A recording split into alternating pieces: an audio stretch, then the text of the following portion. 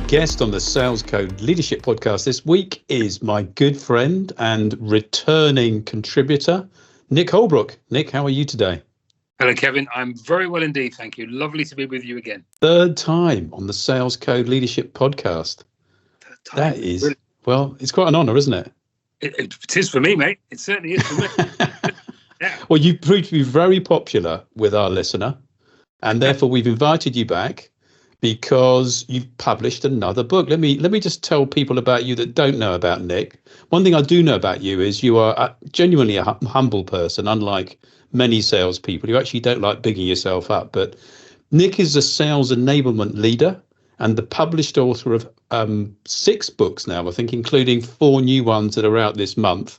I've read most of them, actually, at least the ones that have been published. And also the most recent one, which hit the press a couple of weeks ago, and the main topic of our discussion today, the power of expectation. How about that? Indeed. Should I hold it up with great pride? This is the hardback version. Ah, see, I could only afford the softback version. Ah, you got the paperback version. Well, yes. Oh, the hardback does look much nicer, I have to say. Yeah, look at that. Look at that. Ways in one. Yeah. Yes. So what was it that inspired you to write this book, Nick? Give us an idea of the motivation behind your investing what was presumably quite a considerable amount of time in it. It was, yeah. So listen, it's lovely to talk to you, Kevin. I thoroughly enjoy these calls. Thanks for inviting me back on, and hi to everyone listening. I hope you're both doing well. My funny joke to start with. The first time when you used to come on the show, we probably had a couple of listeners. We've got a few more now. Have you? Up to 4. I'm impressed. If you're going to be cheeky, you're not coming back for your 4th visit, that's for sure. I'll rein it in, sorry. Question. So, my background, I spent about 25 years in what we used to call corporate sales. Enterprise. And then I moved into sales enablement for scarily 19 years now.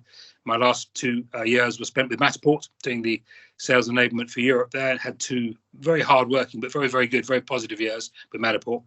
And to answer your question, about 10 years ago, when I was running lots of workshops and the psychology workshops with the Mind Gym as well as with the complex sale, my brain started to notice that in conversations, we started talking about lots of things in a sales and a sort of sales leadership environment and with other folks in other departments. And these things called expectations kept coming out of the woodwork. And my brain slowly began to absorb them and began to absorb the fact that there are assumptions that we all make as well. And I don't know, one day I came home and I thought, it's about time I wrote about this, but I expect there's a book around on it. So I Googled it and I couldn't find any significant new book on expectations. I genuinely couldn't. There were some religious books and there were some books about financial expectations. But I felt like I had the sort of green light to go away and start researching the topic of expectations. And very briefly, I'll shut up in a moment, but it started off in the work environment. It started off with sort of customers and colleagues. And then when I sat down and I interviewed people, it just spread widely to so many different areas of people's lives. So relationships, politics, health, sports, the environment, a whole range of things. So that's kind of how it started and how it developed, really. It's actually a topic which has been covered before. Okay. By an author who was marginally more famous than you, a fellow called Charles Dickens. Great Expectations. Ah, very good. I've heard of it now. It rings a bell. Excellent. Yeah, Great Expectations. It's interesting how expectations can affect the way your life turns out. Isn't it? The expectations that your parents have of you can set a bar for how you may see yourself and how you may wish to perform in the school environment, for instance. I think it's a really interesting topic. In your book, one of the things you talk about is the expectations of the audience at Britain's Got Talent, when this unknown mobile phone salesman called Paul Potts walked onto the stage in a fairly tired, cheap business suit, and I began to sing, and everyone's going, oh, you could he didn't look the sort of person. Their expectations were very low, weren't they? And if you look at the online video on YouTube of the original transmission, you can see all the 3 judges just rolling their eyes back and wondering how he's going to perform. And actually, when you see it, of course, he transforms into this fantastic opera singer. So expectations were transformed. I think it's that kind of thing. Those moments in people's lives can really change how the rest of your life turns out, can't they? They did, and I'm flattered that you've got the book and you've read it already. Thank you. Yeah, there is that chapter on Paul Potts. You're absolutely right, and the video is just wonderful. I think if I remember correctly, Simon Cowell's face is just changes in a moment when he starts singing, which is fantastic. And the same thing happened with Susan Boyle as well on the program that she was on. So it can, and their lives and their careers changed in a moment.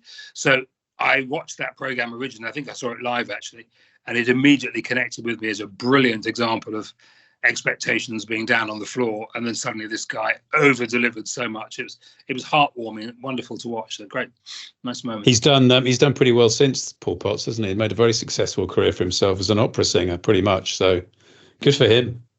Yeah, absolutely. Yeah, I don't think he's selling mobile phones anymore. Not that there's anything wrong with. He's moving on. That's right. Nothing wrong with selling mobile phones. So who might want to read this book, Nick? What's the audience? Well, that's a great question. It soon became clear to me when I was writing. I was writing it a lot over lockdown, and I'd started it before lockdown as well, actually. But it soon became very clear to me that it was never going to be a business community only book, because, as you know, it talks about politics and relationships with your kids and your partner, and talks about expectations in the world of sports and competitions and all kinds of things. So I think anyone who has an interest in expectations and how it works, the key point about the book, of course, is that we very rarely share expectations with other people, who we should, with our partners, with our kids, with our boss. I'll perhaps talk about our customers in a sales environment in a minute or two, but we very rarely share expectations, was the experience, was the conclusion that I reached, let alone aligning them. So the first thing is to put them on the table, first of all, and then you could begin to align them or not, as the case may be. Sometimes expectations don't align, as you know. So I think anyone who has an interest in expectations in relationships, but particularly in this call, we're going to talk about the context, I think, of sales and marketing and customer relationships. And I'd like to think that people enjoy the book, but also can take out some little gold nuggets that they can apply in their environment, whether that's as a sales leader or someone in marketing or finance or someone in a hospital. My girlfriend is a cancer nurse, does a wonderful job. There are lots of times that Fiona and I talk about the need to set expectations in her team in the NHS. So I hope it's widely applicable. That was certainly the kind of position I was trying to achieve with it. I think we all have expectations of our own life. Life expectancy is a big thing, isn't it? My father died when he was 78, and that wasn't a tragically young age, obviously, but I'd expected him to live much longer than that. My mother survived him by 10 years. And I kind of think if I get to 78, I kind of think, get past that. I probably will have fulfilled my own expectations of what a long life might be. Sadly for him, the last 4 years were actually quite miserable because he contracted Parkinson's disease. And I'm not expecting to get that. And I definitely hope not to. But it does go some way to show, as your life moves on, how you think it might turn out, doesn't it? It does. Well, that's a very interesting story. My dad was in his 70s as well. He also had Parkinson's. I'm adopted, so I'm not related by dad biologically, so I may or may not get it, but not for the reason that dad had it, I suppose. And it's a great question. How long do we expect to live for? Yeah. You only have to look at the news at the moment to know that people's lives are being tragically cut short in just a moment all around the world. So there was another topic that I wrote about in the book, and I really went to town on it because I wrote a chapter about the life expectancy of all kinds of animals alongside human beings. And it's very interesting how long cats and dogs and bats and sheep and horses and humans live for. So you're absolutely right. How long do I expect to last for, and what quality of life do I expect to get during? So yeah, it's a whole chapter in itself. Yeah. Going for a new job. Mm-hmm. That's important. At the beginning of any new relationship, actually, expectations are super important, I think. What is it you expect from a new employer? I always go in there thinking it's going to be great because I'm, like you, a very positive person. I've been disappointed a couple of times, but I'm expecting them to treat me with respect. Yes. Hopefully they're expecting me to turn up on time and do a decent job. There's one area. Another area is train times. when I go down to Bristol Temple Meads to hop on the Paddington Express, I'm expecting, if GWR tell me it's going to leave at 25 minutes past 10, it will actually leave at 25 minutes past 10 and it will arrive at 11:30 as it's supposed to. And sadly, quite often it doesn't anymore. So I find that very frustrating. Expectations should be set accordingly. And actually managing expectations, I think in a sales role, is super important. The sort of jobs that I've done, first boots on the ground for American software companies, you don't get the instant results sometimes that the vendor wants. In fact, you generally don't. Sometimes you get lucky. I have once or twice managed to pick up big deals quite quickly. But generally speaking, setting the expectations early of how long it's going to take to get some real traction and get it moving, very important in managing goals. Because if you set goals that are too high and people continually fail to achieve them, it's extremely demotivating, isn't it? Well, you make some great points there, as always. First of all, the train companies started putting the word train expected up onto the notice boards in some of their train stations about 10 years ago. So just kind of hedging their bets as to when it was actually going to come in. But you're right, particularly in the sales. Let's focus on sales for a moment. Imagine someone joining an organization in a sales role. Isn't it interesting that he or she very often doesn't get told all those things you just mentioned to me about being professional and ethical and on time and turning up and showing people with respect? I would say in my experience, those things are sort of assumed. There might be a few things in the JD and the job description, but normally those kind of things are not vocalized. They're not put on the table. And yet I think they're terribly important. The one thing we may or may not get enough time to talk about in this call is what the expectation is of our customer in the commercial environment. We'll definitely get time to talk about that. Talk about that in a few minutes. But you're right, these fundamental things are sort of understood and sort of known and sort of assumed, and yet they're so darned important. Let's put them on the table or the whiteboard in the induction in the first week, the onboarding, and let's get them out there and make sure there's no misalignment. Very important. Why don't we do it now when we talk about customers and expectations? How do we set customer expectations according to what they might expect to receive? Well, how about this as a radical idea? How about asking the customer what she or he wants from the relationship with us going forward? A long time ago, I used to work for a very large database company called Oracle. And in those days, we were really, really good at categorizing customers as, I think it was named, key, enterprise or global accounts, if I remember correctly. And if I remember correctly, it was based purely on financial spend with Oracle per year. And then when the account hit £1 million or £2 million a year, we would go in and say to Lester, who was the IT director at Schroders, for instance, we'd say, Lester, congratulations, you're now an enterprise account. Because of your spend, we're now going to manage you in a different way. And we would put Lester's account, he was the IT director at Schroders, and we would put him through the Oracle sausage machine. But we never really said to him, how are you feeling about the relationship? Is it working for you now? All these things we're going to propose to you that we're going to do, extra resources, extra people we're going to introduce you to. Do you want to go down that path? Is that even something you want? Maybe he just wanted to meet for a whole day's account management review once a month and have a really good, thorough day. And then, day-to-day contact as and when was required. But if I remember correctly, and I'm guilty of this, I never asked him what he wanted from the account. We just put him through what we thought he wanted, or really rather what we wanted for the account. So a learning lesson there, I would say. I think that's generally how we see it. We often see as expectations as being one-way communication. What is it you want? Is a great question. What is good for you? What is a great outcome for this relationship that we're embarking upon together? Try and put yourself in the customer's situation. What is his boss or her boss? Let's say maybe you're selling a large complex piece of software as you would have done at Oracle. What is project manager, your buyer? What's her boss's expectations? Yeah, very much so. And tell me, please, Kevin, about a very good relationship you already have with a supplier or partner, and tell me why that's good, and tell me why that works, and which bits of that would you allow me to take out and put into place in our relationship going forward? Because I'm very happy to shape it and mold it in a way that works for you and your boss and your team as well. So I'm very, very guilty in my career of not asking all those questions of customers, and indeed resellers and dealers and VARs. We've got people on the call who work in indirect channel sales roles, I'm sure. So it works with partners and VARs as well. So not just the client we're dealing with direct. So such a cheap question to ask. but such an important one to ask as well. I do think in my career, one thing I would have done better or focus more on looking back actually was managing upwards in the organization, making sure that my boss was happy with what I was doing. I wasn't always very good at that. I think I was in my early years particularly quite poor at that. So understanding what their goals are as well. So your boss has got expectations from his boss. Yes. What are you measuring? Let's look at the measures of what success looks like and then try and align against that. Is that a challenge that you had in your career?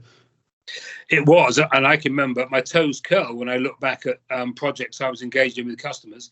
My ability to dig down and find out what success looked like for the client was terribly one-sided. You can guess whose side I was focused on most of the time. It was my revenue and the timescales. Occasionally I'd say, oh, by the way, Kevin, what are you looking for? What's the ROI? And didn't I feel cool about using ROI, especially when they didn't know that? And I had to explain that sometimes. But that was about the depth of my curiosity and my courtesy to customers. And great questions like, what does good look like? And why are you even doing this project? And a really I learned at the complex sale was, who's the sponsor for this project? Whose baby is this? So who's going to look good when this goes well? Who's not going to look good if it goes badly or it slips behind on time? So absolutely. Tell me all about this project, why you're doing it, who it matters to, and what we can do to work with you optimally.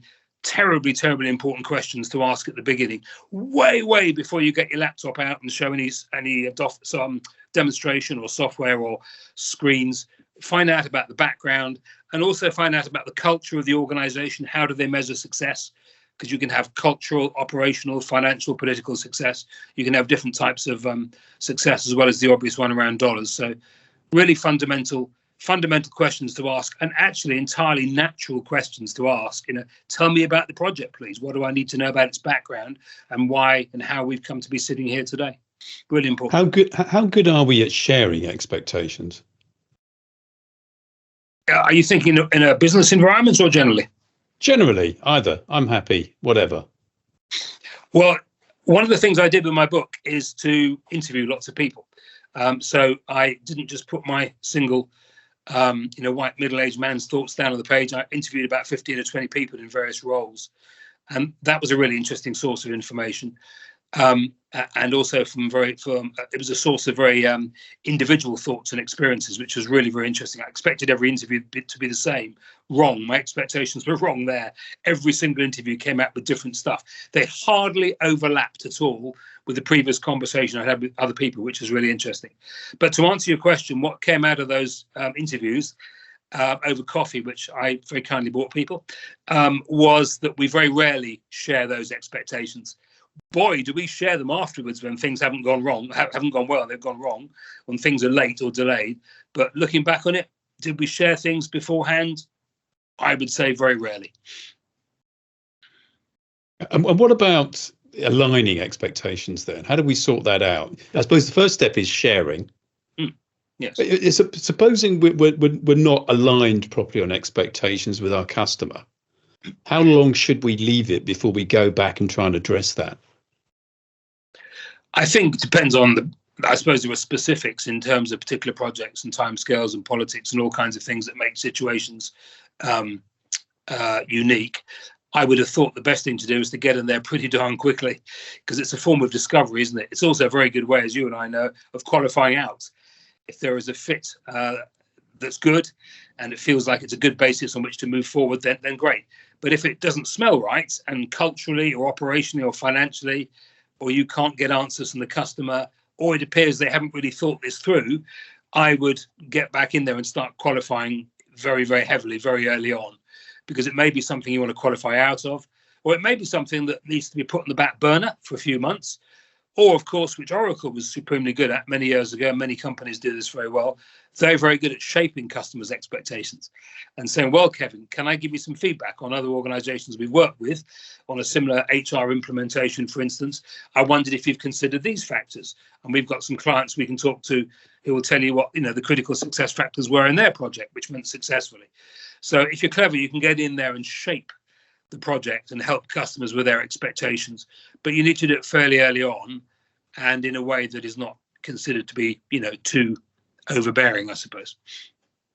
How do you manage your own expectations of yourself? Wow. That's the next book, I think, coming out, isn't it? That's is it? Oh, that isn't in this book. We'll do a trailer for the next one. Volume 2. Yeah, I mean, what's a great question. I think we have expectations in so many areas, including of ourselves. They're often very, very powerful, and they will lead to us being disappointed or elated, or normally somewhere in between. Again, I think the task of sharing expectations with yourself in that situation is a very important thing to do. There's nothing wrong with writing things down, very old-fashioned thing, whether it's on your phone or your iPad or your whiteboard, your notebook that you and I often use in coffee shops, that kind of stuff. Doesn't really matter where, but writing them down. Quite a few people, of course, have a business coach or a witness or a sort of buddy, and it's very good to share things, with him or her in terms of what their expectations are of a project or their career or their next steps or their life plan. It's always good to have a witness or someone else you can run it past. So far better to share it and write it down and put them on the table, as it were, rather than just, bottle them up inside you. I think those are probably very, very valuable. Do you write yours down? You write down your goals? A lot more than I do. Funnily enough, I have a little book here at the moment called Doing. I'm very good at dreaming. I'm less good at the doing. So this is my constant companion that comes around with me. And I won't bore you with showing you lots of pages with all the writing, but I do find that very useful. It focuses my mind on things to do. And then I do tend to write around some of those goals and flesh it out a bit more in terms of what I'm actually looking for. So not just making it transactional, but thinking imaginatively. But I have to make myself do that, write things down. I tend to hold things in my head and my heart. I think that's good enough, but I don't think it is. It's good to write it down, and I think it's good to share it sometimes with other people, or maybe a key person individually whose views you respect and value. It wouldn't be me then; it'd be somebody else. You would be at the very top of my list, Kevin Teeler. Yeah, really? Oh man, yeah, that's touching. Of course you would. You know that. So let's talk a little bit, without getting onto dangerous ground, about the expectations we may have of our leaders. As we record this episode, news has arrived that our king has been diagnosed with cancer. We don't know at what stage that cancer is or what we can expect moving forward. We also know there's an election coming up in the UK and one in America, both of which are going to be important for everybody living in this country to one degree or another, obviously. How can leaders set expectations that their population is not going to be disappointed with? Because we certainly know in the UK, whichever political colour you are, as in many countries, it's been a turbulent few years, hasn't it? Particularly in the UK following Brexit, then cost of living crisis, then, of course, the war in Ukraine, which has destabilized energy prices worldwide. There's a lot of turbulence. And I think sometimes we're expecting too much from our leaders, aren't we?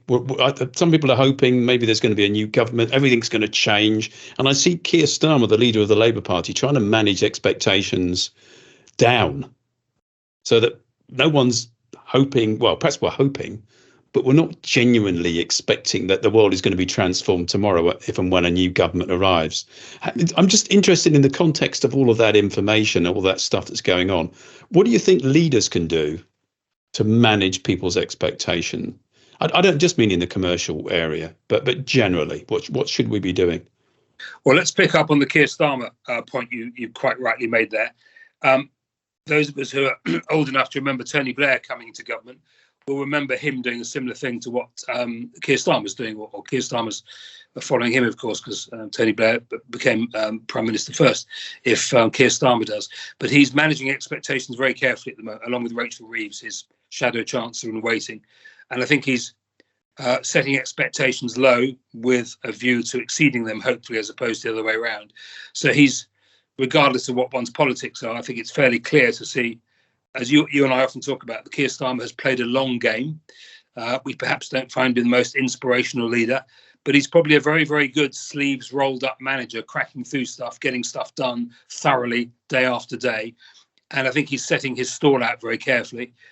If you look at a lot of the presentations and recordings on YouTube and Google and listen to the speeches that he and Rishi Sunak are making, Keir Starmer's definitely setting expectations very, very carefully, and he's now beginning to lay out to, I suppose, chosen groups what his policies are going to be, what the plans are, and he's laying out his policy and his commitment to the British people.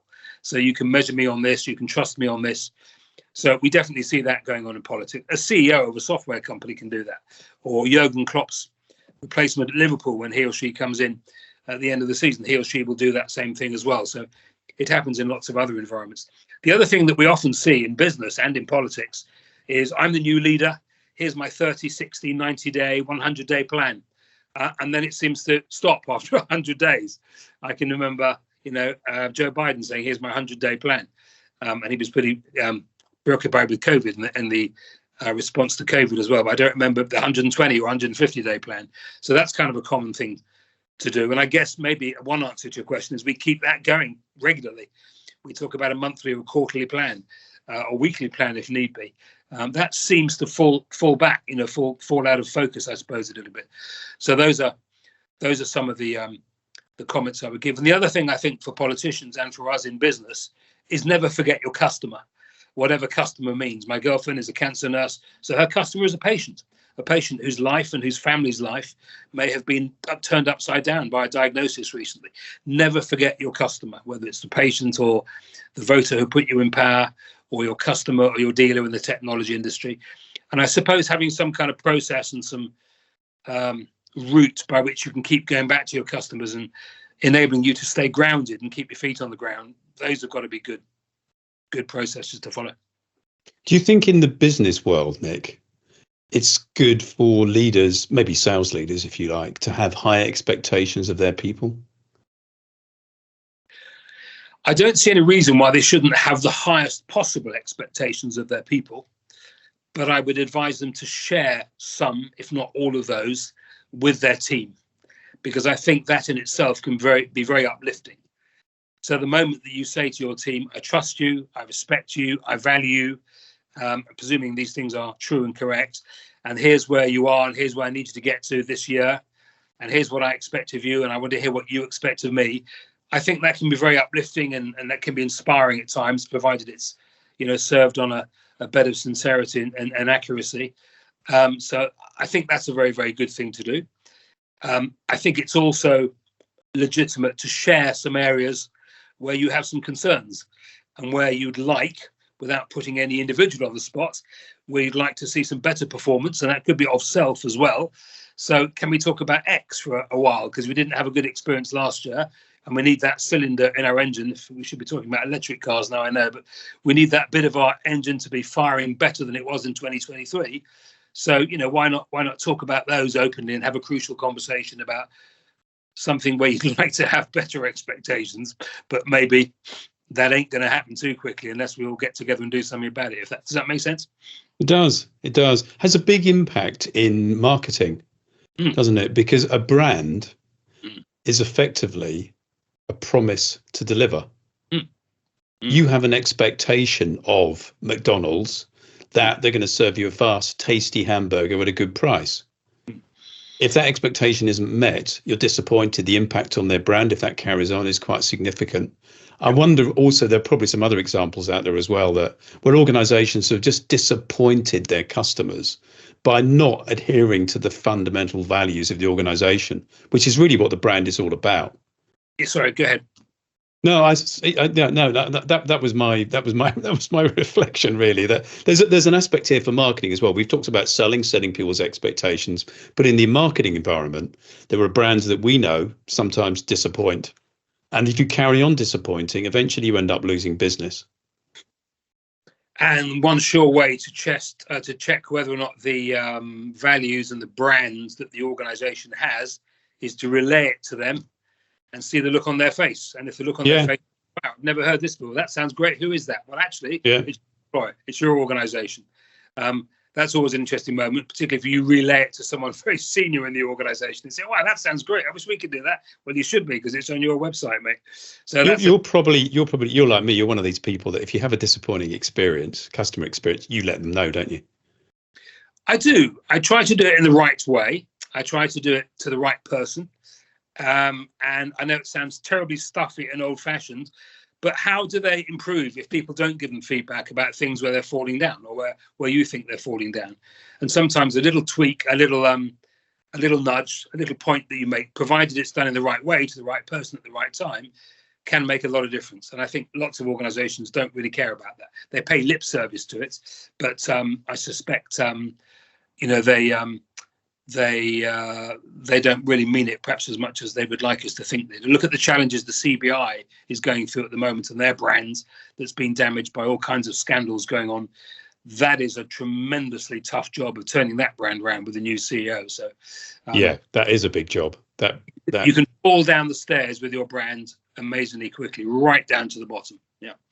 So why don't we talk about you for a second, can we? What are you expecting in the coming year for Nick Holbrook? You're not currently employed by one of these high-tech vendors that you worked for in the past. You're kind of freelance author these days, aren't you? What are you expecting for yourself? Can you give us one expectation you've got of yourself that you're hoping to deliver again? Let's hold you to account, Nick Holbrook. Oh, gosh, putting me on the spot there, young Kev. Okay. Well, you didn't expect it to be that easy, did you? Very good. I wasn't expecting that. Exactly. Right. You got me thinking. Well, obviously, I'd like to catch up J.K. Rowling in the sales charts. That would be lovely. Yeah. A book to catch up the Harry Potter. Not that's going to happen. Writing a book is one thing. Getting it published is another thing. I'm very clear that this year it will be about the third thing, which is marketing and selling the books. If I'm allowed to say this in a sort of genuinely sort of ambitious way, I would love, I've got 4 books coming out, as you know. I'm about to finish the 5th one at the end of February, but I would like the Power of Expectation to be successful. And what I mean by that is I'd love to get some good reviews. I'd love to do some workshops around the Power of Expectation. I like standing on my feet and talking, as you know. And I think there's lots of mileage in the topic in lots of different environments. So I'd love to be on the speaking circuit, and I'd love to see the book kind of well regarded, if you like. I'm a very insecure adopted salesperson, as you know, so I'm racked by insecurity at every twist and turn on this planet. So if I could be validated as a writer, as an author, and people could say, actually, that was a damn good book. It was what we call a pop psychology or popular psychology book.